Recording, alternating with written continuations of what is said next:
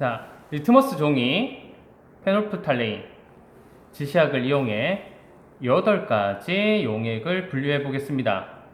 지금은 실험 관찰 뒤쪽에 있는 붙임 종이를 이용한 것입니다. 자, 이 실험판의 특징은 용액별로 3번씩 용액을 떨어뜨린다는 점입니다.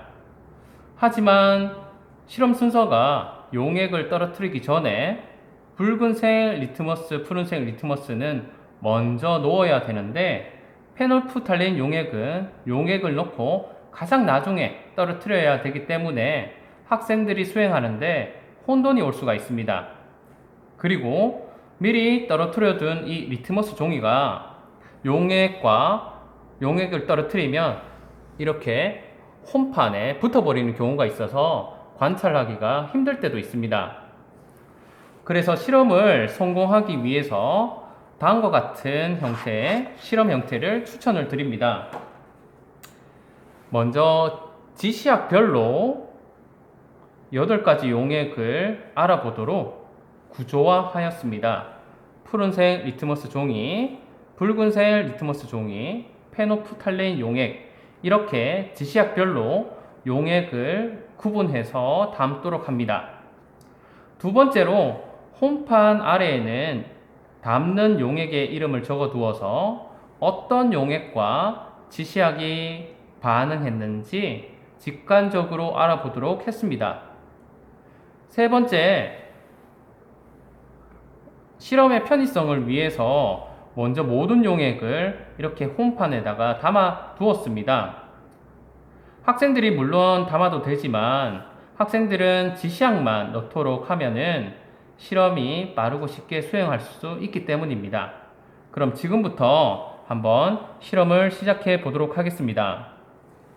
먼저 푸른색 리트머스 종이를 집게를 활용해서 각각 홈판에 넣으면서 변화를 살펴보도록 하겠습니다. 자, 집게도요, 이렇게 둥근 집게보다는 리트머스 종이를 이용해야 되기 때문에 이렇게 약간 날카로운 집게를 이용하는 것이 낫겠습니다. 리트머스 종이 잡는 데는 훨씬 유리합니다. 식초에 먼저 푸른색 리트머스 종이를 넣어 보도록 하겠습니다. 그리고 빨래 비누에도 넣어 보겠습니다. 레몬즙, 석회수,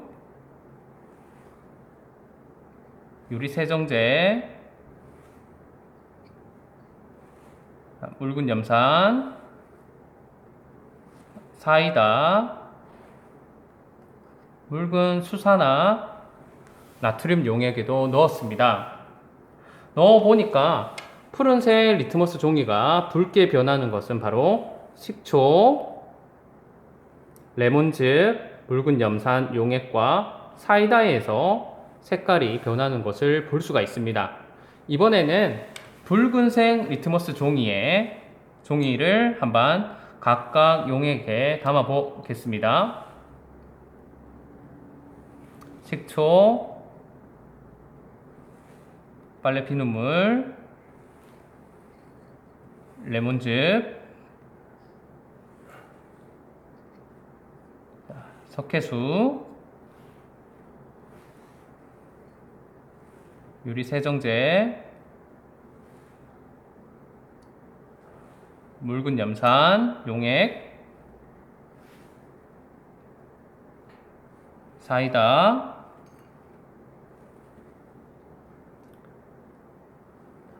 수산화 나트륨 용액에 이렇게 담아 보았습니다. 잠시 리트머스 종이가 흡수할 때까지 기다려 보도록 하겠습니다. 가장 빠른 변화는 유리세정제와 묽은 수산화 나트륨에서 변화를 볼 수가 있고요. 빨래 비눗물에서도 변화를 볼 수가 있습니다. 자, 그런데 석회수에서는 그렇게 큰 변화가 아직 보이지 않는데요. 이렇게 빨래 비눗물이나 유리세정제, 석회수 같은 경우에는 염기성의 세기가 약하기 때문에 이렇게 잘 변화를 볼 수가 없기도 합니다. 특히 빨래 비는 물이나 유리 세정제 같은 경우에는 요즘 중성으로 나오는 경우가 많이 있습니다. 그래서 중성인지 아닌지 확인해 보고 연기성 물품으로 교체해서 실험하도록 합니다.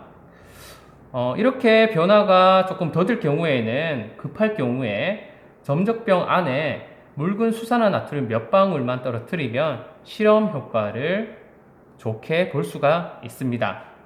자, 마지막으로 페노프탈레인 용액을 떨어뜨려 보도록 하겠습니다. 페노프탈레인 용액을 각각의 홈에 한두 방울씩 떨어뜨려 보도록 하겠습니다.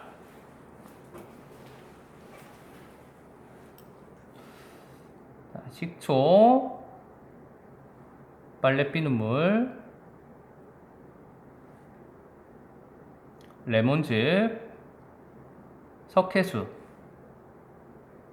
유리세정제, 묽은 염산, 사이다, 수산화 나트륨입니다.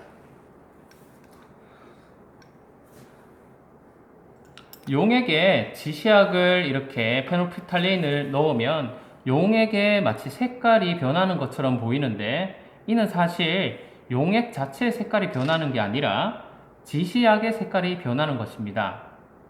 이렇게 리트머스 종이의 색깔 변화에 따른 분류 결과와 페노프탈레인 용액의 색깔 변화에 따라 서로 비교해보는 활동을 하면서 산성 용액과 염기성 용액의 개념을 도입합니다. 그리고 마지막으로 지시약은 어떤 용액들, 이렇게 8가지 용액을 만났을 때 그 용액의 성질에 따라 눈에 띄는 변화가 나타나는 물질인데요.